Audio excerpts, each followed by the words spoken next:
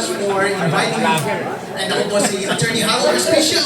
Panalo po ako sa boto ng bilang Vice Mayor ng Reyna Mercedes Isabela. Pero kahit gano'n, dinalabanan ko pa rin ang integridad ng resulta ng ating eleksyon. Kaya hindi nyo pwedeng anungin ang sinseridad ng aking mga sinasabi ngayon. Ito po ang sinasabi ko.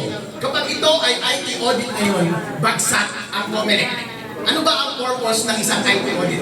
Para magbigay ng opinion, attestation, kung credible ba yung nilabas na information ng isang computer system.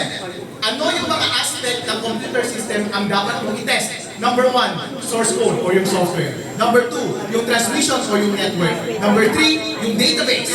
Bagsak siya sa software at bagsak siya sa transmission. Bakit bagsak sa software? Yung nandun sa makina, walang deny 3.5. Yung nandun sa source code review, 3.4. May question pa ba doon? Wala na. Merong anecdote na nagsasabi na 3.5 daw yung nakita niya. Hello sir, ano paniniwalaan mo? Yung anecdote mo o yung nandun sa report mismo ng COMELEC? Of course, yung report mismo ng COMELEC. Pagdating sa transmission, ano yung objective ng audit pagdating sa transmission?